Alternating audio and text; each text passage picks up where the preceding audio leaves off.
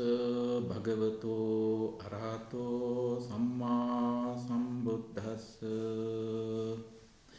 Most Venerable Thaulama Bandula Mahathera, Deputy Head of London Buddhist Vihara, and Venerable Sirs, dear spiritual friends observing the 8 precepts today to mark the Navam or the February full moon Poya day. The topic for this short sermon is the role of upadana or clinging in the self-identity building. Once again, the topic is the role of upadana or clinging in building self-identity or in the building of self-identity. Now, the topic sounds deep and profound. However, as we continue, you will notice that it's not so difficult to understand. Now, you will have to remember 3 key words, key Pali words during this sermon. And when you remember these 3 words, it will help you in your future studies of the Buddha Dhamma. Now, the 3 Pali words, the key words are dana, that's D-A-N-A, dana, and the second word is upadana. The second word is adana. The first word is dana, D-A-N-A. The second word is adana, that's A, long A, D-A, long A-N-A, adana. And the third and the last word is upadana, that is U-P-A, long A, R, D-A-R, long A, N-A. Dana, adana, upadana. Now, whether or not you remember these words, you will still understand. Once again, the topic for this short sermon is the role of upadana in the building of self-identity or in self-identity building. Now, let me start with a scenario. You organize a charity event, and then you work few days tirelessly in organizing and collecting funds and goods that are going to be donated to probably a group of people who are on the receiving end of your help, to a group of needy people. Now, so as you on the day that you perform charity, you make the donation, that is called dana. On the day that you perform dana, by the way, I would like to say that mostly in traditional Buddhist communities, whenever they hear the word dana, what strikes their mind is offering something to Buddha and the Sangha. Right? That's also dana. But whereas when it comes to dana, dana literally means it comes from the root da, to give. Dana means giving, sharing. Now, however, as a Buddhist term, dana means selfless giving, or giving something with no expectation, anything in return, like a thank you or praise, adoration, kudos. However, you don't have to expect anything. When you practice dana, you automatically accrue what is called punya, or the merits, or the kusala. It happens automatically anyway, so you don't have to expect anything. Now back to the scenario. Now you've been organizing a charity event with your friends. Now you work tirelessly, like for 3-4 days. On the 3rd or the 4th day that you are now performing your dana, here I would use the word dana because so that you can understand that the term dana is used in Buddhism in a wider sense, rather than more than the fact that more than when you offer something to Buddha and the Sangha. Now, on the day that you are performing dana, charity, sharing, giving, now there are so many people. Now, probably you go to a particular place where some needy people are living. So toward the end of the charity, now let's say the admin or the people in charge of that charity place, suppose they fail to thank you, or probably if there are 15 people who have organized the funding and whatever you have now donated, now let's say any one of you could be the chief organizer, right? And then those who accepted your charity or your donations, your money, the goods that you donated, fail to specifically mention the chief organizer's name, right? So this is a scenario. This is not an actual thing. I just created this scenario. It's always good to understand, describe things in relation to scenario. So then what happens is, now the function is, the event is almost over, and then you become sad or may at times get even angry. Why? You were not properly recognized for your role in organizing the event. Probably you were the one who made the bigger contribution. Probably you did the most tiring effort, made the most tiring effort. So that you are not leaving the place yet, however you are already sad or angry. Now, that's the end of the scenario. Did you or didn't you get any merits of punya? You did get. However, there's a little problem there. Why? Because they failed to recognize you, mention your name properly, because you were not given proper recognition for the role that you played as the chief organizer, or the one who made the biggest monetary contribution. So you are sad or angry. Now, at that point, you added, what happens was you created some upadana. So now, that is where the point is. Now, once again, let me go back to those three terms and then explain those terms one by one. So that when I explain the second term, then you will end up in the scenario one more time. Then you will understand the scenario better. And we will go through these terms again and again during this short sermon. So, dana, so it comes, all these three words come from the same root. Dana, it comes from the root da, to give, giving, to share. Now, dana means simply giving, sharing. And the upadana, the etymology of the term upadana is that so you add two more prefixes to dana. Upa, so the second term, let me explain the adana, second term adana, sorry. The second dana, second term is adana. Now, so it is the same word dana, you may have noticed already, but you pronounce it adana because you add prefix a. Prefix a.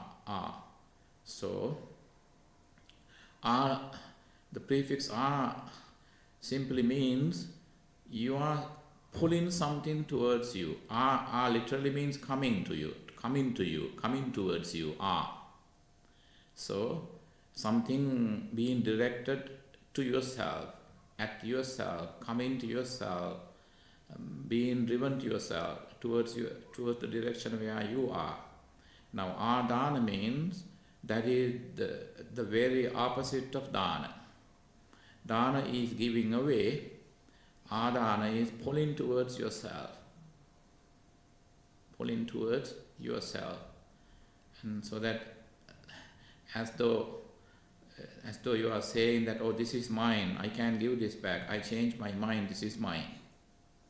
So that is the meaning of adana.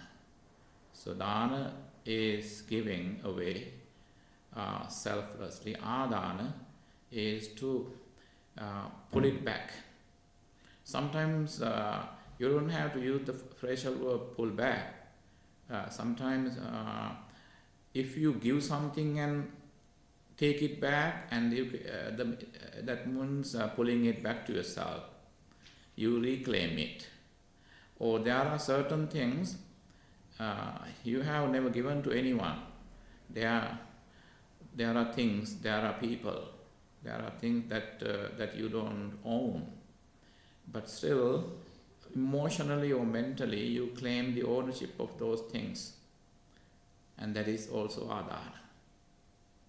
Now, we do much more adana than dana in our day-to-day life. So in order for us to counter our adana mindset, Buddha recommended that every time possible, share with someone, give something. It doesn't have to be the material stuff like money or something material. You can share your knowledge, you can help someone, even listening to someone who has been going through some problems or issues or health issues, such as health issues, medical conditions, and so on and so forth. Now, when you listen to them, that you listen to them means you are giving them something. That's also dana. And you are also familiar with another word, dhammadana. Sabbadana, dhammadana, jinati. Now, sharing of dhamma excels all other kinds of giving or sharing. So that's the best type of dana, because you make someone, you help someone correct their path or way of thinking, helping someone put themselves on the right track. So that's also dana. Whereas, given the moment, given any opportunity, any chance, the mind would put itself back in the adana mode. Always pull in something. When you see something, when you let's say you go for your evening walk, probably this evening you change the path for your evening walk. And when you take another path, and when you all of a sudden you see that when you are passing by someone's property, you see some beautiful flowers, not these days though, in April maybe.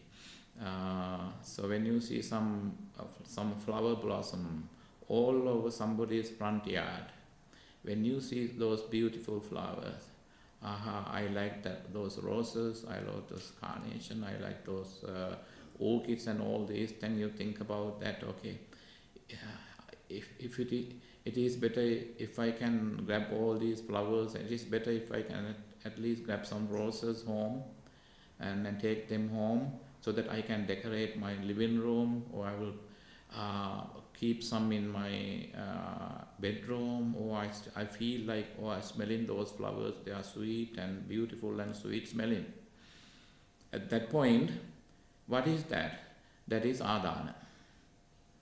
Literally, you are not making any bad karma thereof, but it affects your inner peace. That's where the problem is.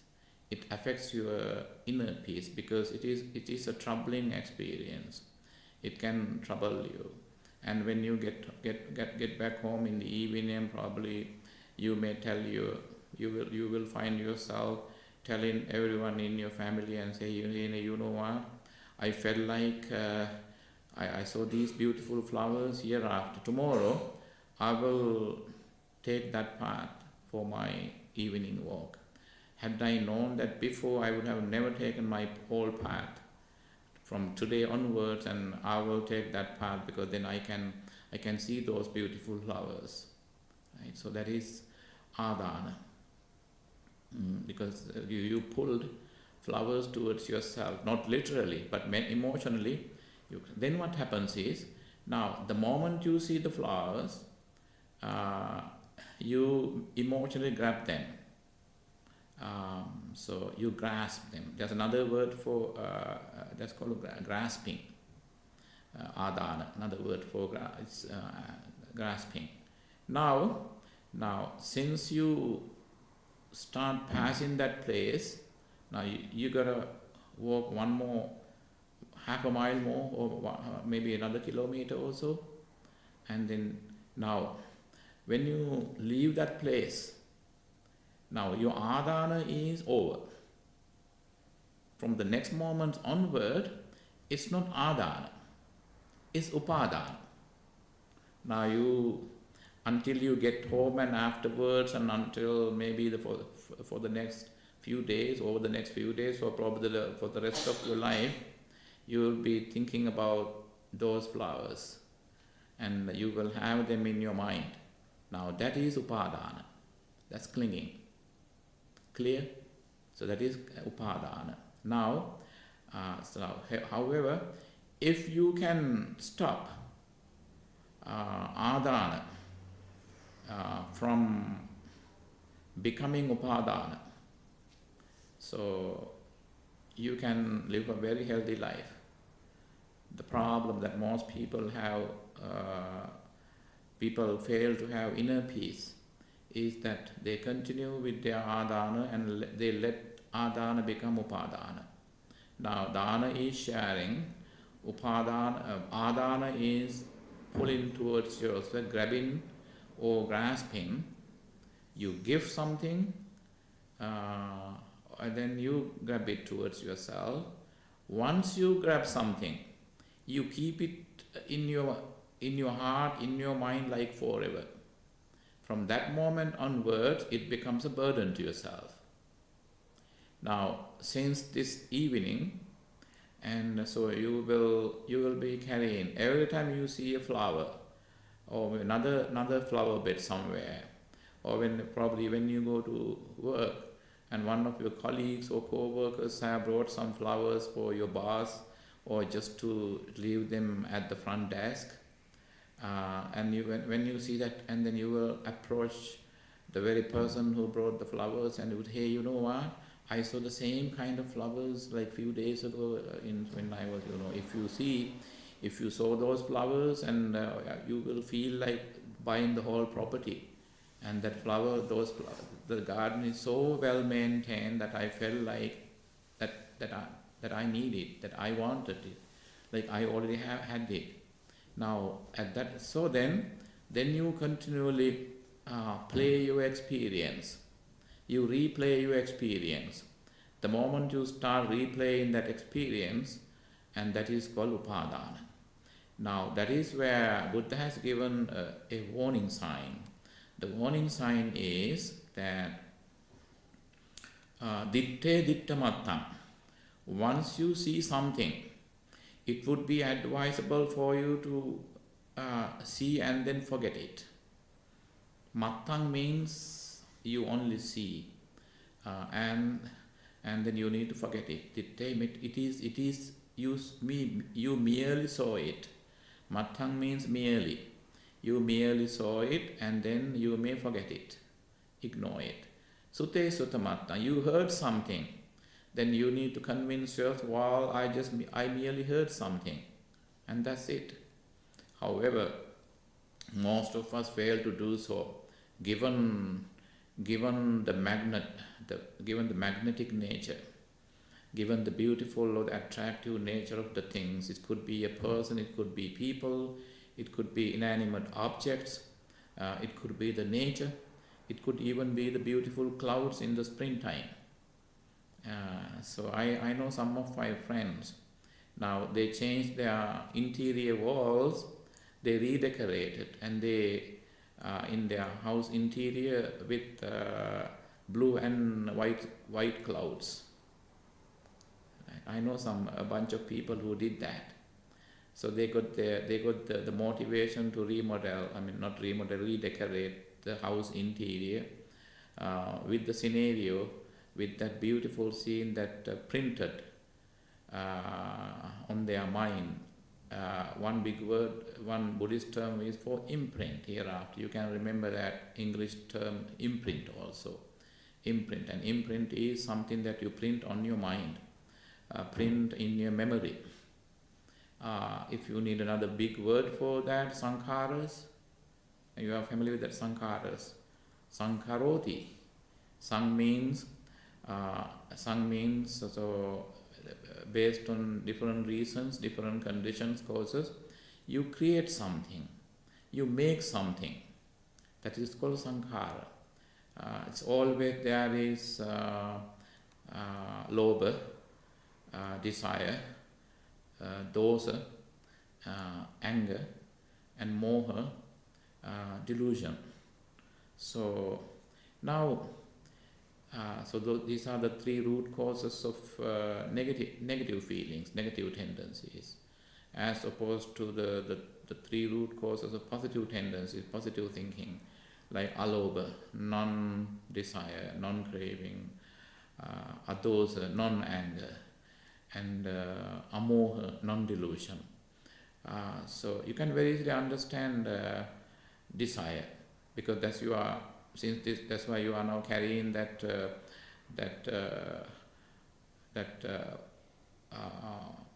flower, the garden on someone's front yard, all those flower beds on your head. So it's understood that you carry that wherever you go. That is your upadana. In a way that you could very easily justify that, well, I didn't break into their property and grab some flowers. I didn't do that. This is simply thinking. Yes, that is true. However, when you create a habit out of that grabbing, adana, you may even tend to grab something, more intense. You may tend to act in a more intensive way. So that is how people start adana. So people start with adana. Sometimes some people get into fight with others. To the extent, people go to the extent that they may even tend to kill someone, because the party, the victim failed, said no to your suggestion, your proposal that you marry that party. Right? It's a love and hate situations, like kill someone. So that is how thieves, burglars do that.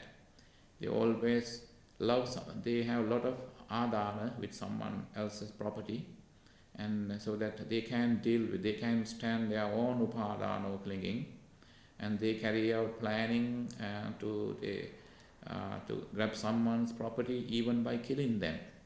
So that is why Buddha has given a warning sign. Now, so that's the meaning of the adana, upadana, adana, upadana. Now, now you are familiar with the Sanskrit and Sinhalese word adana grahi. That is the Sanskrit and English Sinhalese word, and Pali is adana grahi.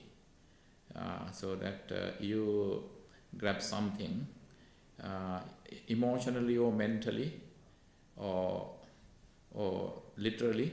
You grab something and then you claim the ownership, and you say, it's mine, this is mine. Now, however, so that's why, as per the topic, that's why I announced the topic. The topic, once again, to remind you, is that the role of upadana, clinging, in self-identity building. Now, what is self-identity? Now, everything has a certain identity, built-in identity or attributed identity. What about my identity and your identity as a human being? Is there a built-in identity, like innate identity? Yes, there's an innate identity. What is the innate identity? Manusa. In scientific terms, man is also an animal. But The only difference is man has the power of reasoning. He is the ability of reasoning. So that is when that is the meaning of manusa, manushya in Sanskrit, manusa in Sinhala. The one, the sentient being that is able to reason out. Now that is the basic human identity. But we don't simply stick to that. We need an identity way bigger than that. Like we at times need our identity to be bigger than the universe.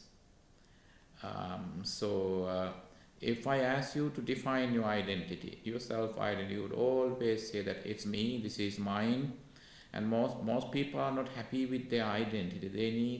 They need more layers. They would claim that their identity is very fluid. It's not fixed. It's not fixated. You need a fixed identity. Now it's very difficult to have a fixed identity. Why is that?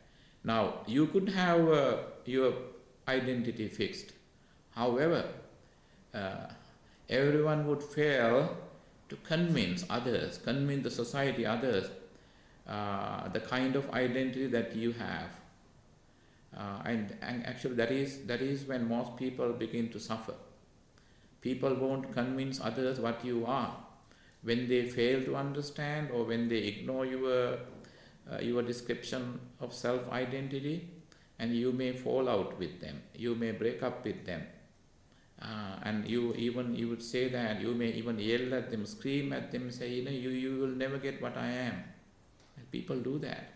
You might have seen in chorals, I have noticed that, because sometimes in front of me, being a family friend of a certain family, I noticed that's how some people quarrel argue with each other, and both parties would turn to me and say, you ask Bante, he knows me better, you do, because, and sometimes no, and then he would say, and both parties turn to me when they when they say things against what each party claims, what they call their self-identity.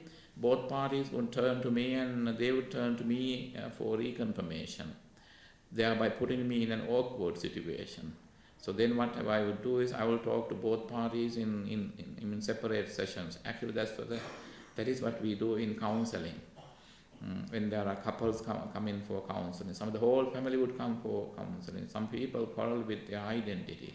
There are different identity, but however, this is very natural. Why?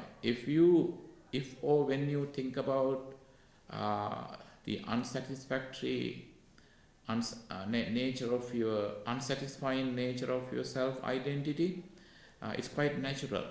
Don't worry about it. But the Buddha has taught us to reduce the burden of self-identity. Self-identity is never a burden. It is not supposed to be a burden. But however, most people create a burden out of self-identity because they overly think about themselves. They try to, as a result, some people get into a game of pretense as well, and they try to convince themselves, no, it's me, this is me, and then you would even approach your friends and, hey, you know what? Do you see that? Do you feel like I'm the same or person always smiling? And sometimes one of your nasty friends come to you, hey, you know what, I haven't seen you smiling for the last few weeks or so. Sometimes your best friend may tease you sometimes. So that's why one big problem with our upadana is how upadana puts us in trouble is, now when we turn to the society for confirmation, never to do that, because people may not be able to, sometimes some people may come up with some fancy words to satisfy you, but you yourself know that you are not that good, or you are not that peaceful person. Now, but this is quite natural though. I think in our previous sermons, but it's always a new audience here. In several previous occasions, we discussed the term sattva. I think you may remember word sattva. Anyway, there are new faces here today. So everyone is familiar with the word sattva. S-A-T-T-A, satta, that is a Pali word, and sattva, that is S-A-T-T-V-A, sattva, is a Sanskrit word. If you can easily better remember that word, think about the Bodhisattva, right? That would help you remember the term more easily, Bodhisattva. Sattva literally means attachment, being desirous of. So, we human beings and all sentient beings, we are sattvas, meaning our identity is to be desirous of or desirous of something any given moment. We are always desirous of something. We always crave for something. We always attach to something. That's what sattva means. By the way, nothing wrong with that. That's quite natural. So Buddha has simply explained the nature of our being. That's natural. The only way to counter your that is why, that is our identity. That is the essence of our self-identity is sattva, meaning we always crave for something. Even when you are, some of my friends here know that Bhante Upananda always talks about his upadana, ice cream, but I haven't had any ice cream like Sheena. I haven't had any ice cream for the last few weeks because I don't eat that. However, I replay my experience of certain ice cream brands, and I think I even visualize the colors. And I also, my tongue is telling me that it is already tasting a certain brand, right? So that means now, so that is because of that's due to the essence of my identity. What is the essence? Being sattva, meaning being desirous of something all the time, craving for something, looking for something, so clinging to something. So that sattva and upadana, you can remember these two words together. When you put together these two words, give you a better picture of what our self-identity is. Now, upadana. So, elsewhere, you may have come across a universal Buddhist statement, that is to say, everything is suffering, which is not so correct. That's the wrong translation. How could everything be suffering, right? When you are now enjoying your favorite ice cream or your favorite coffee brand, or maybe you are now wearing your favorite t-shirt or your dress with that proudly display the brand name, your shoes and your makeup. And by the way, everything is impermanent, but I personally encourage people to see the positive side of their life all the time. Impermanence is true. Impermanence is the essence of beauty. But enjoy the beauty. Don't cut through to the essence. When things when things get beyond your control, when it comes to illness, aging, so loss of wealth, property, when it comes to the fact that you fail to secure the job that you had been looking for, you fail to secure the job promotion that you had been looking for, that you eager to have, when things get beyond your control, and that's the time you need to apply the Buddha's teaching of anicca or impermanent. Wow, this thing is beyond my control. I'm not supposed to lose my peace.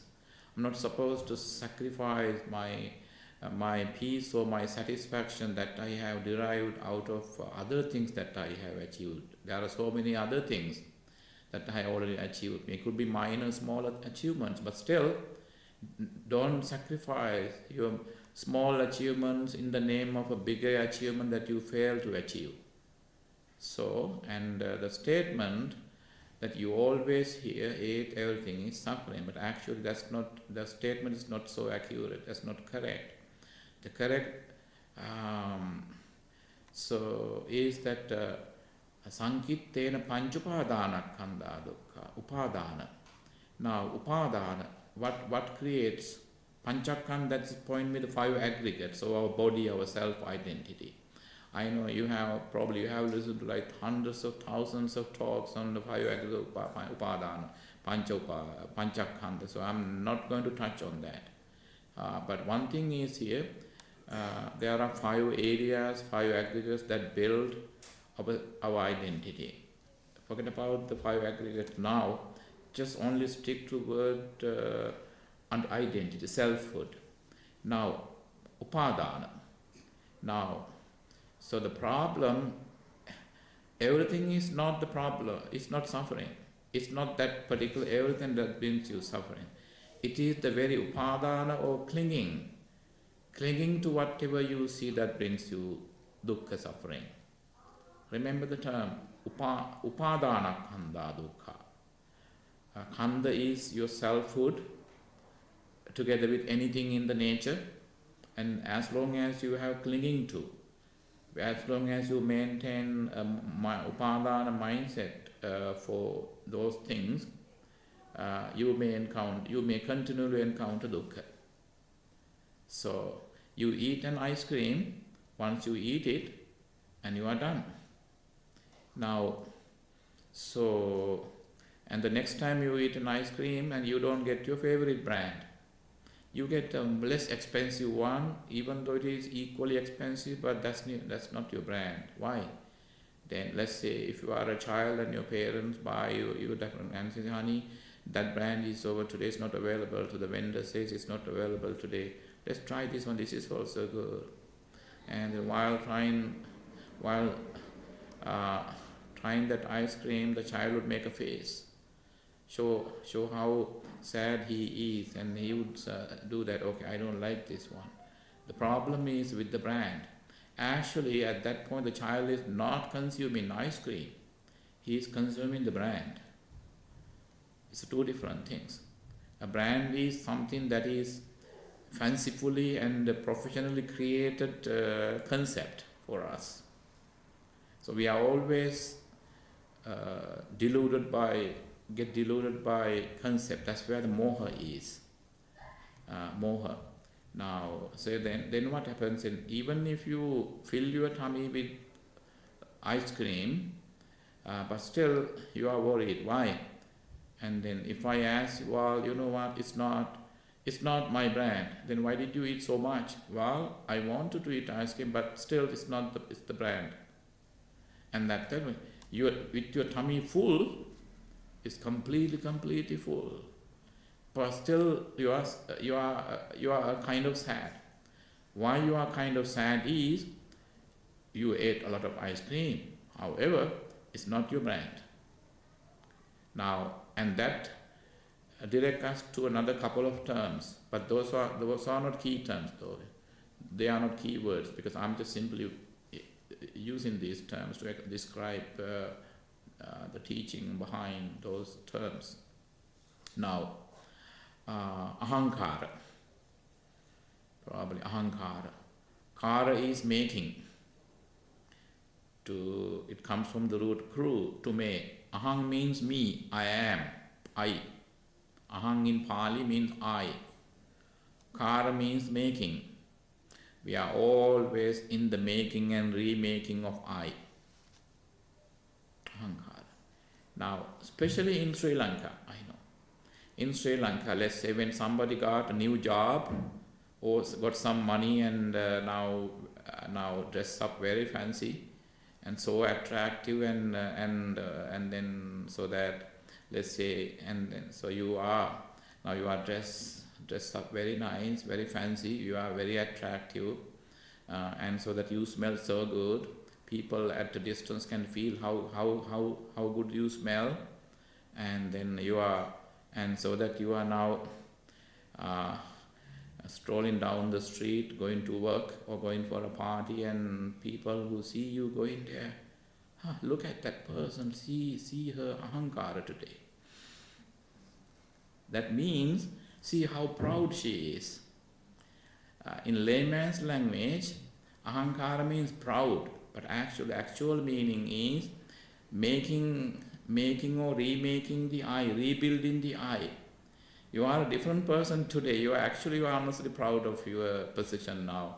And you hardly smile with anyone, and you pretended not to notice them.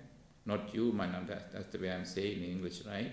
Let's say, and so you are just, you rush, pass it, you just pass by people, and then sometimes people, and thereby you envy them of your new look, and they are jealous of you. And this is not about you, actually. You are the same, probably. You are not proud of your person. But I'm talking about the way people think about you. And they would simply say, look at her ahankara today. How ahankara she is today. She had rebuilt herself. She has recreated herself today. That is why she looks very different today. But we all have ahankara. Ahankara means it's not a quality actually, it's a process. Kara means creating. We are always in the business of, in the making and remaking and rebuilding of our identity. That's called ahankara. Now, and that's because of upadana. And the next thing is, the next word is mamankara. That's mama. Mama in Pali means mine, not Sinhala mama. In the Sinhalese word mama means me or I. That is ahang in Pali. Whereas mama in Pali means mine. So ahankara is you are in the making or remaking or recreating yourself. I. You are creating I. And at the same time, in order to strengthen, in order to confirm, come up with the clear picture of your I or your selfhood. I, ahang or I here represents, denotes, implies selfhood or self-identity. You need to claim certain things as yours. That's called mamankara. In simple English, it's me, meaning there is I, this is mine. This is mine. So that's when you identify yourself, right? Probably you say in your house, you get the best room. Sometimes siblings always fight with each other to occupy the best room, right? When they do that, then all of a sudden your friends come, make a visit, pay a visit to you, and then some friends, and then they would ask you to show around, and you will walk them around and take you to living room and to the kitchen and room, other siblings' room, and then you proudly take them to show your room to them. You know what? This is the best room in our house. I got the best room. That's mamankara. That is mamankara. And you are, because without things around you, without things in your possession, you fail to describe your identity. That's why we need more and more and things. That's why we grab things like. That's why we are in the adana business, and then we get into upadana business. That's what we do, upadana. Now, so once again, the three terms are adana, dana, adana, upadana. When it comes to the 10 paramitas, it's a whole different subject. I'm not going to talk about the paramitas. Now, the paramitas are 10 specific qualifications that any bodhisattva has to fulfill. Now, how to count or reduce your sattva nature or your adana and upadana is think about your spirit, put yourself in a spiritual mode. What is that spiritual mode? The spiritual mode is called bodhisattva mode. Now, whenever people hear the word bodhisattva, to them it is basically Mahayana Buddhism. Because people in general in Mahayana Buddhism, everyone is supposed to be a bodhisattva, and not in Theravada they say, no, that's wrong. there's a misconception that Theravada doesn't believe in bodhisattvas. There are 3 types of bodhisattvas in Theravada Buddhism. Someone who aspires to be the Samma Sambuddha one day. Samma Sambuddha is a pioneering Buddha who appears in the world after a long lapse of wisdom, after many eons. When there has been no Samma Sambuddha in the world for many eons, and there comes another one.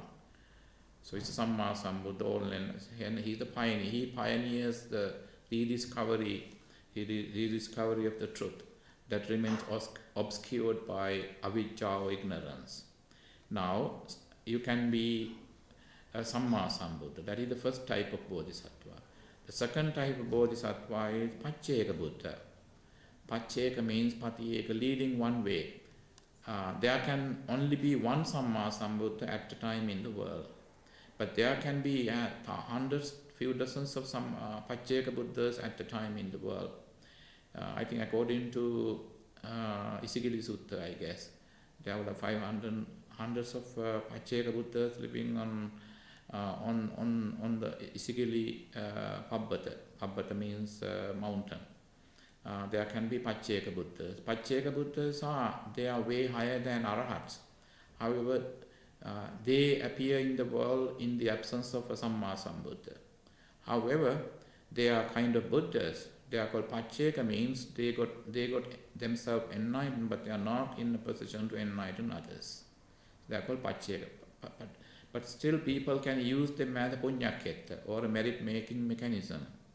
You can still offer them dana and you worship them, and you can, but they don't teach. That's why some scholars translate Pacceka Buddha as silent Buddhas. That's the second type. So you can choose that one too. You can be a Bodhisattva in order to become a Pacceka Buddha. And most Theravada Buddhists prefer to be the third type of Bodhisattva, that is Arahatta Bodhisattva. They are called Savaka Buddha. Savaka literally means one who listens, one who gets enlightened by listening. By listening to whom? By listening to Samma Sambuddha. Even in the absence of the living Samma Sambuddha, you can still become an Arahat. Now, we are still living in the Buddha Gautama's realm, whose lifespan is 5,000 years. We are halfway through 600 plus years, 2,600 plus years. There are 2,400 more years to go. Now, when the Dharma is living, Buddha is living through the Dharma. If you sacrifice, and at least you may or may not achieve Savaka Buddha thing. I mean, like your enlightenment as a Savaka Buddha or disciple Buddha. But still, it's always good to set your mind in that Bodhisattva mode. Every time Upadana comes and attacks you, switch your mind, put your mind in the Bodhisattva mode. That's a safe mode. That's a safe mode. I have a lot of children in Miami, especially few girls actually. Now everything. I met the first girl I met was 2007. She was 11 years old, and then after 2 meditation sessions, she said she wanted to be a Pacceka Buddha one day. Pacceka Buddha. And she said that, but however, by nature she's a very silent girl, very silent. Her parents told me that when she is around, it's like she was never around. Like nobody would notice that she's around. She's that silent. Now, so that she told me once she wants a new pair of shoes, but however her parents are like low income family. And then when the parents said that, parents convinced her that they were not yet in a position to buy her a new pair of shoes, and then so that she rang me. She called me and said, "Bante, you know what? Can you bless me? Why? Because just say something to me." Well, I said, which language? Whichever language. I said, okay, be peaceful. I said, okay. Then okay, she hung up.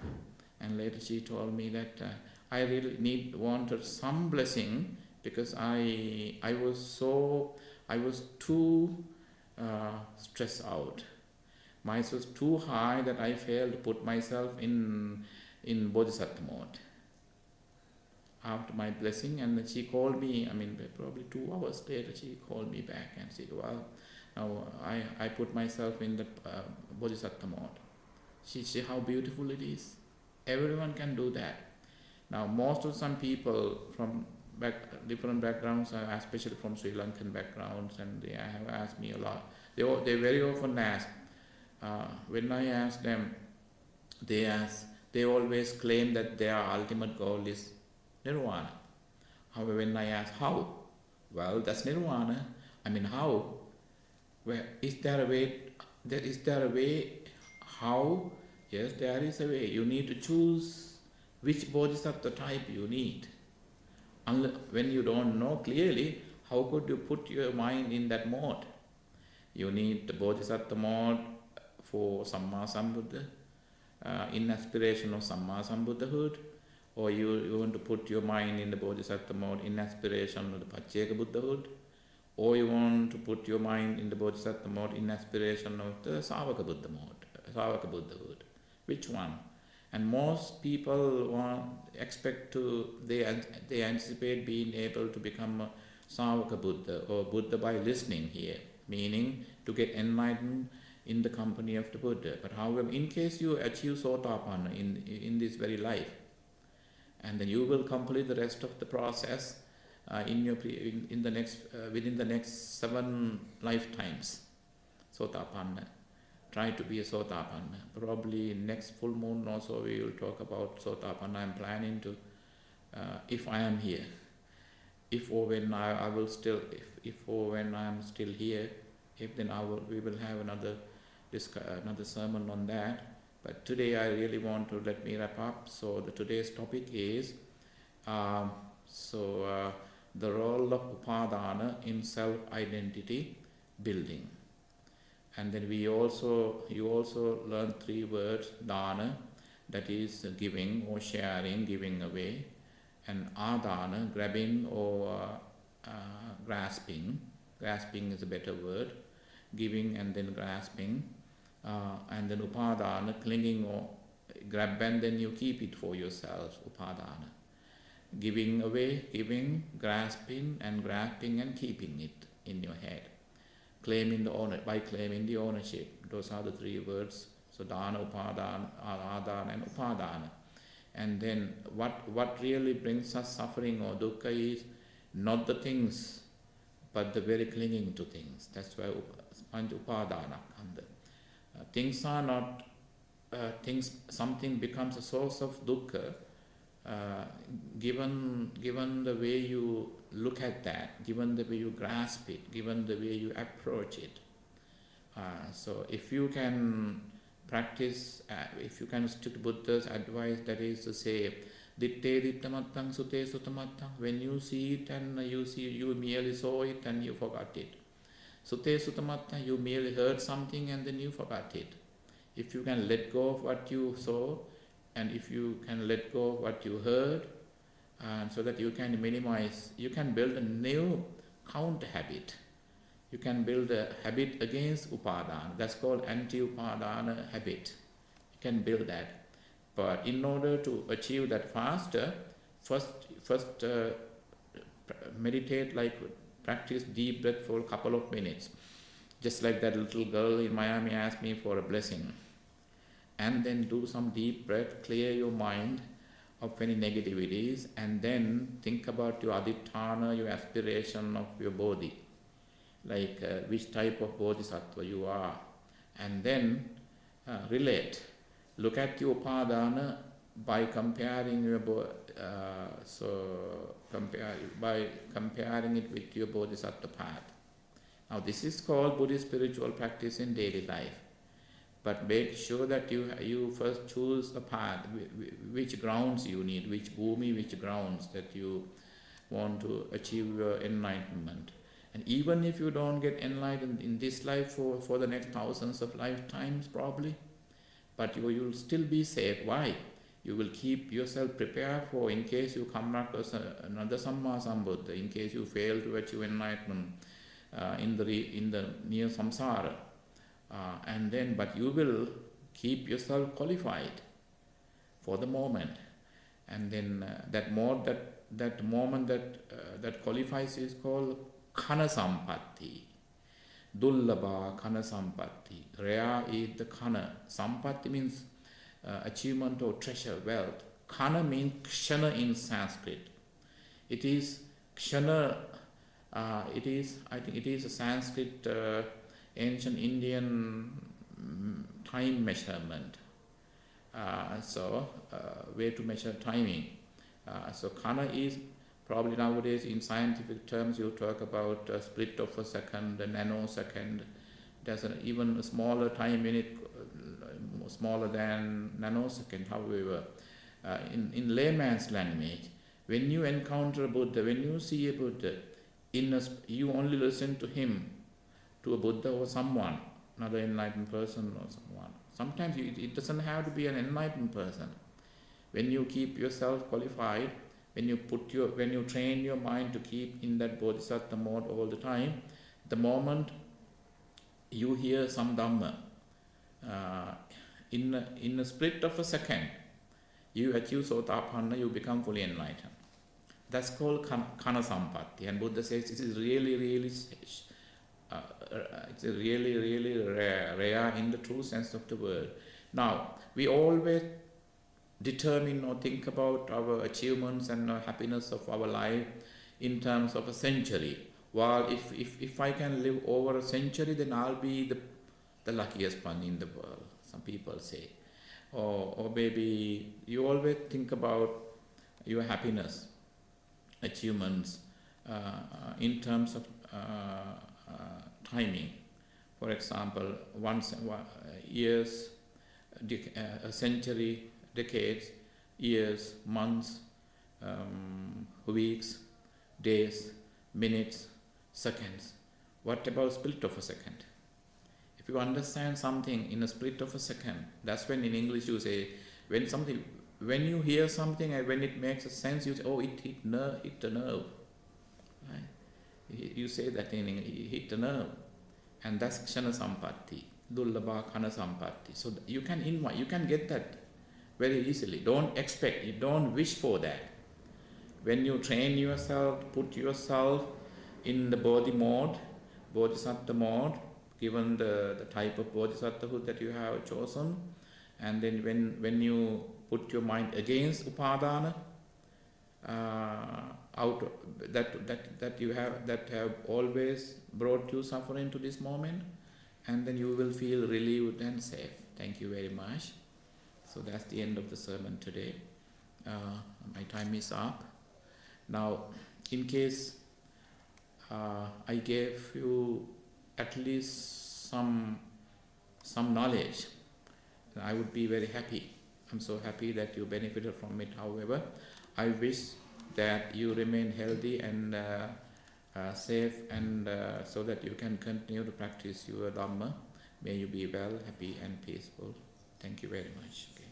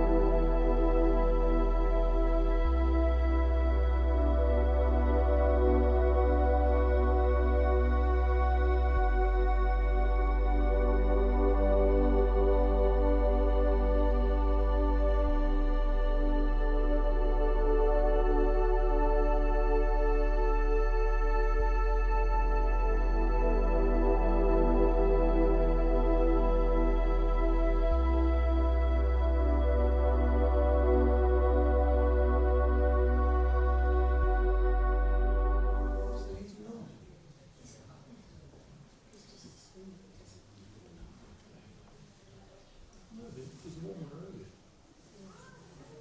It's colder.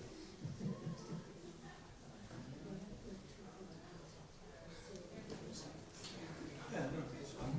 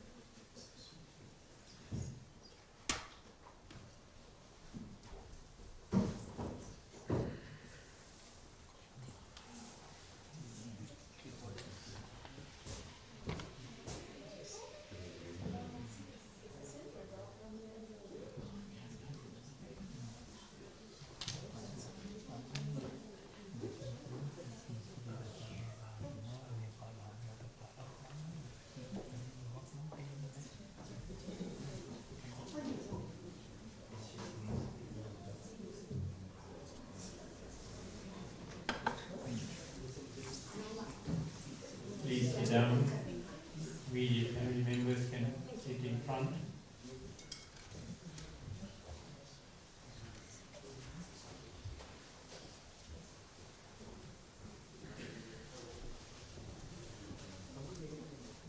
Again.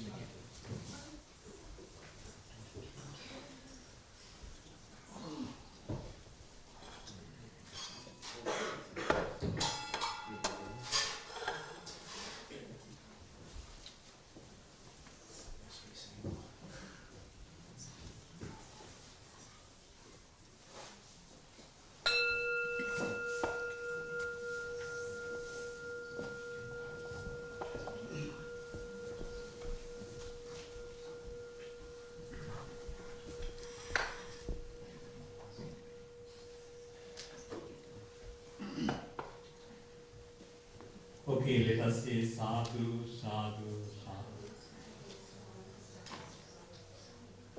Today, Life Dana is organized by the Sirivardhan family. It is to remember and pass pure thoughts and goodwill for Dr. Mrs. Bodhi Priya Subhadra Sirivardhan.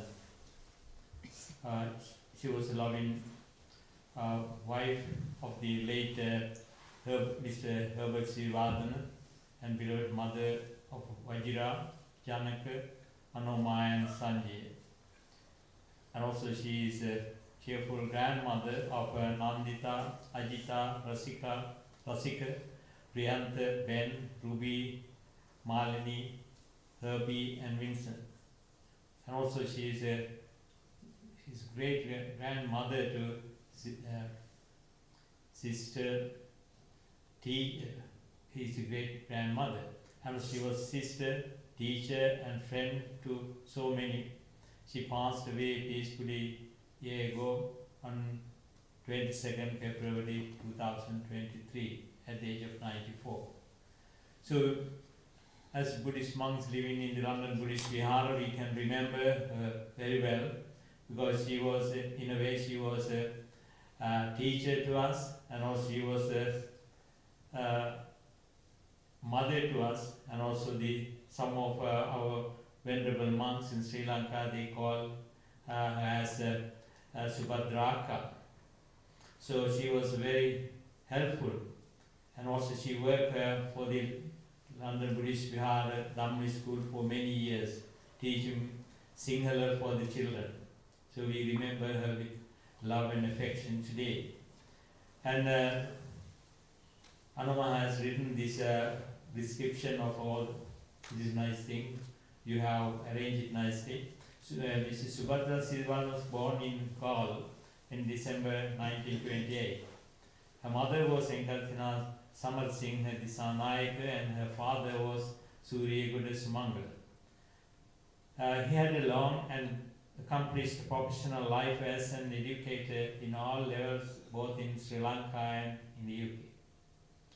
As well as being a lifelong Buddhist devotee, she was a much loved and respected member of the Sri Lankan community in the UK and Sri Lanka, and had students colleagues, relatives, and friends all over the world, whose lives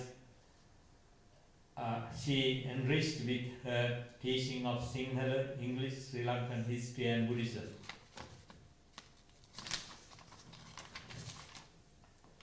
We miss her presence greatly and the loving kindness she extended to all.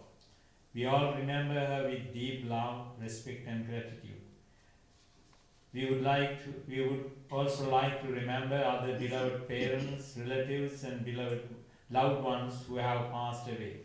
Very recently, our uncles Vijay Gammampilla and Wakula Gunapala, our father Herbert Sivadana, Annie and Brian Howard, parents of Stephen, and George Pagan, father of Becky, and Nicholas Wilson, father of Gemma. Also our beloved grandparents, Ingalthina Suryagoda Gammampilla, Sumangala Suryagoda, and Dhampala Gammampilla, uncles and aunt, Sanath Suryagoda, Sumit Gammampilla, and Dayalata Vijay Singh, and beloved family members, and of course always they remember Venerable Upananda in Malaysia, and also the Mutta Petikigarachi and Baby Nona and Mendisaya. We extend our remembrance to others here today who have lost loved ones. May all departed loved ones attain supreme bliss of Nibbana. This is Anuma's writing, so as I have read it out. So, as you all know, this is the first death anniversary of Mrs. Subhadra Srivardhana, and same time you are remembering all those departed ones. Now, according to Buddhist customs, we offer these offerings to the Buddha. First, we administer 5 precepts, then offer these offerings to the Buddha, and afterwards you will be offering dana to the Sangha, and after dana, we transfer your thoughts and goodwill for the departed Mrs. Dr. Subhadra Sirivardhana and all the others we have mentioned earlier. Now, whoever want to observe 5 precepts, will you say Namo Tassa Bhagavato Arahato Samma Sambuddhassa 3 times, please.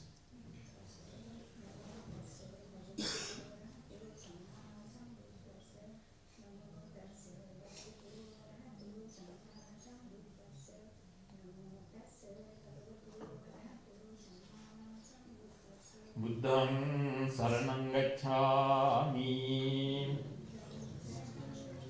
Dhammam saranam gacchami, Sangham saranam gacchami, Dutiyampi Buddham saranam gacchami, Dutiyampi Dhammam saranam gacchami, Dutiyampi Sangham saranam gacchami, Tatiyampi Buddham saranam gacchami, Tatiyampi Dhammam saranam gacchami, Tatiyampi Sangham saranam gacchami. Pānātipātā vīramani sikkhapadam samadhiyāmi. Adinādānā vīramani sikkhapadam samadhiyāmi. Kāmīsū miccācārā vīramani sikkhapadam samadhiyāmi. Musāvādā vīramani sikkhapadam samadhiyāmi. Surāmīraya majjapamādaṭṭhānā vīramani sikkhapadam samadhiyāmi.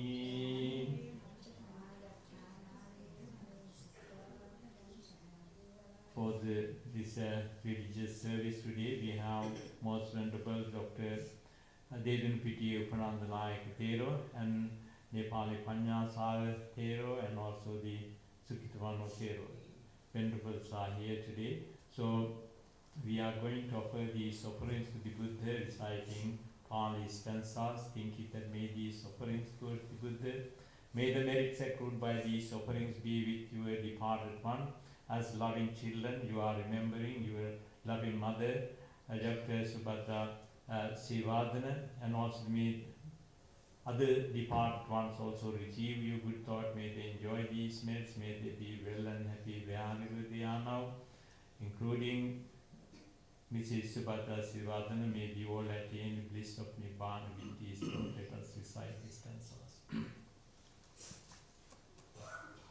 Vannagandha guno Etang etang kusuma santatim Pujayami munindassa Sripada Saroruve Pujemi buddham kusumena nena Punyena metena jahotu mokkam Uppam vilayati atai dhamme Kayo tatayati vinasa bhavam Ganasarapadittena Dipena tamadam sina Tilokadipam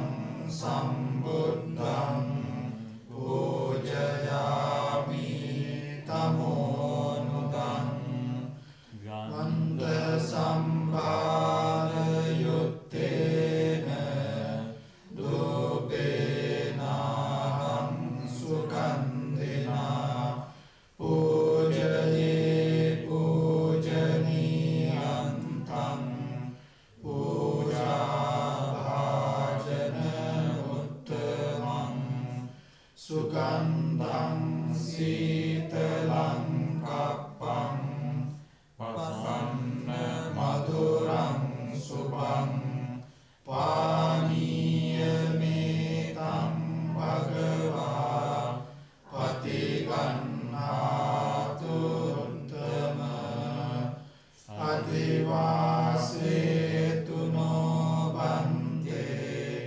Bhojanam parikappitam Anukampam upadaya Patigannatu uttama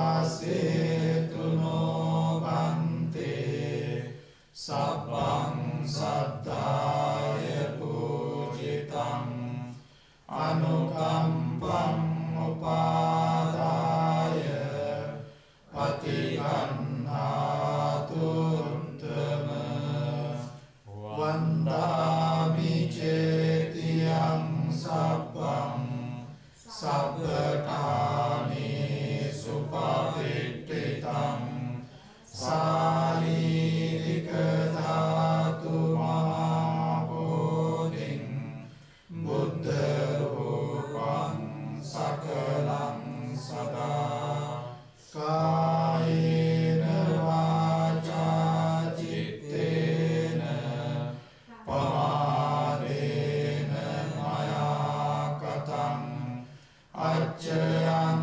kamami bhante Bodhipanya tathagata Imina punya kammena Mami bala samagamo Satam samagamo hotu Yava nibbana patiya. Most Venerable Kalama Bandula Mahathera, Deputy Abbot of Nanjan Buddhist Vihara, Venerable Kanyasara and Venerable Sukhitamanu, dear members of the Sirvadana family and friends. Now much has been said about the late Dr. Bodhipriya Subhadra Sirvadana, who passed away a year ago today. Now, and she was well known, especially her her father, Mangala Suryaguru, was an epitome of Sinhala literature in Sri Lanka. And so when you go to Malaysia, still people in Malaysia talk about Venerable Upananda's service. He was a pioneer in introducing Theravada Buddhism to Malaya, Malaya Peninsula, which is now Singapore and Malaysia. And he is well known, even though it's been decades since his passing. People in Malaysia and Singapore still talk about Venerable Upananda. He was well versed in Hokkien, which is one of the Chinese Mandarin dialects, and he was well versed in Hokkien as well as Mandarin. And perhaps that's when the late Dr. Subhadra Sirivardhana, her upbringing is such that she hailed from a very respectable and family that contributed immensely to the Sinhala literature. And she carried that in her genes, so that is why when she moved to London also she became a teacher to monks. And she was, as Moksman Babandul Mahathir said, a lot of monks would fondly call her Subhadra Akka, meaning elder sister. So that being said, now she lived her life to the fullest extent, and this is the time actually not to lament her. There's no reason to lament. Actually, there are an abundance of reason to celebrate her life. As per the Buddhist customs, you brought Dani, and you are for the first portion to the Buddha. Now you are going to dedicate the second portion of lunch dana to the Sangha here.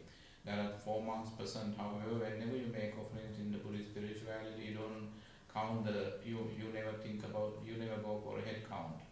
You may still do for a practical reason. Even with the presence of one single monk, you will imagine being in the presence of the sacred Sangha. That is part of the triple gem or the Trinity in Buddhism. So you are going to dedicate this Sangha Dana to the entire ministry of the Buddha, to the Sangha. Sangha from the Buddha's time, Sangha in the world, in the present day world, Sangha yet to come in the future. From the Dana to the Buddha and the Sangha, you will be making an abundance of punya or the spiritual life. May the punya or spiritual life energy that you accrue from today's offering be upon the late Dr. Subhadra Buddhipriya Subhadra Sirivardhana and other relatives as well by sharing the merit.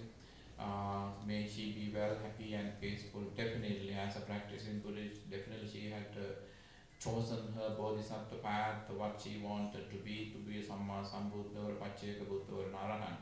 Whatever the spiritual goals she had set during her lifetime, may the merit that you share with her contribute towards her spiritual goal. May she be well, happy and peaceful throughout your ongoing samsaric journey until she achieves everlasting salvation of nirvana one day. May others who have passed away, including her parents and your relatives who have passed away, name shared merits as well. May the late Dr. Subhadra Sirivardhana and others continue their journey in samsara happily until their salvation of nirvana one day. With the sacred objective in the heart, would you not please repeat after me this formula to dedicate the dana to the sacred Sangha, please. Imang bhikkhaṃ saparikkhāraṃ bhikkhu sanghassa deva. Imang bhikkhaṃ saparikkhāraṃ bhikkhu sanghassa deva. Imang bhikkhaṃ saparikkhāraṃ bhikkhu sanghassa deva. Iccitam tatvitam tuyam kipameva samicchatu sabbi bhuventu citta sankappa chandro pannarasiyata ayurāgrogya sampati sagga sampati mevaca ato nibbāna sampati imināti samicchatu. Shāntinājika Tiloka Buddha Piyanan Vahanse Udesā Suddho Buddha Pujā Pavattvāna Turadānya Sāṅghikota පූජා කිරීමෙන් ලබන ලද කුසල ධර්මයන් හේතු කොටගෙන මෙතෙන් පටන් නිවන් දක්නා ජාති දක්වා නරකාදී සතර අපායෝත් පත්ති දුක්ඛයකට නොපිමින දේව මිනිස් සැප කෙළවර බුද්ධ ආදී මහෝත්තමයන් නිවි සනසී පැමිණ වදාළ සාන්ත සුන්දර නිර්වාණ සම්පත්තිය සාක්ෂාත් කර ගැනීමට නමින් මිය පරලෝකීය ආදරණීය දෙමාපියාදී ඥාතීන් ඇතුළු ඔබ සෑම දෙනාටම මේ පින් හේතු වේවා වාසනා වේවා ප්‍රාර්ථනාවන් ඉෂ්ට වේවායි සිතා සාදර සිතින් යුක්තව පින් අනුමෝදන් විය යුතුය. Next, the immediate family members would sit around the tray to perform the water pouring. May the late Dr. Subhadra Sirivardhana, your beloved mother, father, relative, receive your marriage by sharing the marriage. She and other relatives who have passed away in your name share the marriage by sharing the marriage. May the late Dr. Subhadra Sirivardhana and others continue their samsaric journey in happily and safely until their salvation of nirvana one day by reciting idam me ñātinam hotu sukhitāhantu ñātiyo.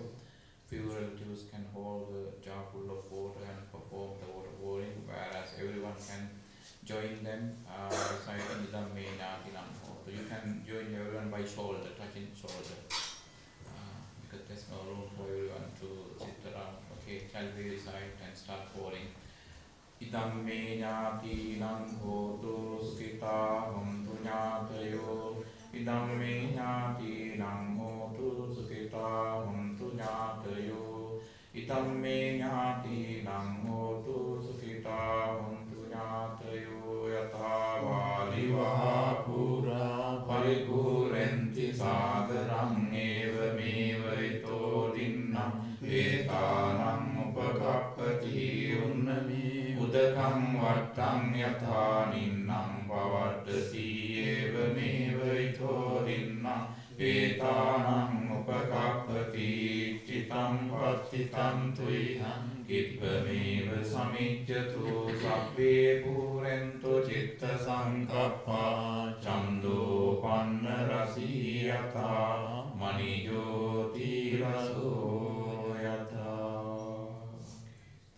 As children and grandchildren and relatives can be happy that you performed your obligation and there's no other higher way, better way to help. You have performed. A moment ago the cup was empty. As you can pour in the water in the slim stream into the cup until and you saw the cup overflowing with the water. Same way, when you radiated your kindness and spiritual vibes called punya from your heart towards the late Dr. Subhadra Sirivardhana, she would have come to rejoice in the merits as per the Buddha's teachings on parapsychology and the departed ones. Some people share the merits without coming here. Some people come and stay around until the relatives share the merits. Definitely she had done lots of good merits, lots of spiritual merits in her life. Definitely she must be in a place. But however, you felt that it is your obligation, especially it's been since you complete today being the first death anniversary. Now the Sangha has gratefully accepted offerings and we are celebrating the full moon here also. There are other people observing the precepts also, and they will also they are also sharing your dana today. And the Sangha has gratefully accepted and would like to do a short protective chanting involving blessings upon everyone, the family members and the younger ones, everyone wishing you good health, strength and courage. May Buddha keep you immune to all kind of negativities in your life, negative planetary vibes, negative earthly vibes, negative social vibes and negative karmic vibes. May all be well, happy and peaceful, and listen to the chanting now. Namo tassa bhagavato arahato samma sambuddhassa. Namo tassa bhagavato arahato samma sambuddhassa. Namo tassa bhagavato arahato samma sambuddhassa. Itipiso bhagava arahato samma sambuddho vicchārana sampanno sugato lokavido anuttara පච්චත්තාති දේව මනුස්සානං බුද්ධෝ භගවාති ස්වාකාතෝ භගවතා ධම්මෝ සංදිට්ඨිකෝ අකාලිකෝ ඒහි පස්සිකෝ ඕපනයිකෝ පච්චත්තං වේදිතම්බෝ විඤ්ඤෝනීති සුපටිපන්නෝ භගවතෝ ශාවක සංඝෝ උජුපටිපන්නෝ භගවතෝ ශාවක සංඝෝ ඥායපටිපන්නෝ භගවතෝ ශාවක සංඝෝ සාමීචි පටිපන්නෝ භගවතෝ ශාවක සංඝෝ යදිදං චත්තාරි පුරිස යුගානි අට්ඨ පුරිස පුග්ගලා ඒස භගවතෝ ශාවක සංඝෝ ආහුනේයෝ පාහුනේයෝ දක්ඛිනේයෝ අඤ්ඤති කරණීයෝ අනුත්තරං පුඤ්ඤක්ඛේතං ලෝකස්සාති ඒතේන සච්ච වජ්ජේන පාතු ත්වං රතනත්‍රයං ඒතේන සච්ච වජ්ජේන පාතු ත්වං රතනත්‍රයං ඒතේන සච්ච වජ්ජේන පාතු ත්වං රතනත්‍රයං බබ්බීතියෝ විවජ්ජන්තෝ සබ්බ රෝගෝ විනස්සතු මාතේ භවත්තන්තරායෝ සුඛී දීඝායුකෝ භව භවතු සබ්බ මංගලං රක්ඛන්තු සබ්බ දේවතා සබ්බ බුද්ධානුභාවේන සදා සුත්ති භවන්තු තේ භවතු සබ්බ මංගලං රක්ඛන්තු සබ්බ දේවතා සබ්බ ධම්මානුභාවේන සදා සුත්ති භවන්තු තේ භවතු සබ්බ මංගලං රක්ඛන්තු සබ්බ දේවතා සබ්බ සංඝානුභාවේන සදා සුත්ති භවන්තු තේ. Shall we also share merit with all benevolent divine forces, Sammadittika Devas? By sharing the merit, may all divine benevolent divine forces shower their blessings upon you. Shall we recite? Akasatta ca bummatta devanaga mahiddhika punyantang anumoditva iran rakkantu loka sasanang akasatta ca bummatta devanaga mahiddhika punyantang anumoditva iran rakkantu desanang akasatta ca bummatta devanaga mahiddhika punyantang anumoditva iran rakkantu tvam sada.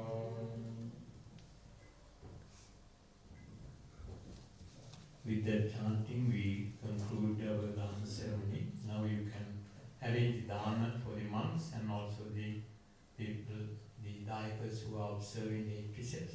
Same time, please arrange for them. Then afterwards, you children can have Pirit water and Pirit milk.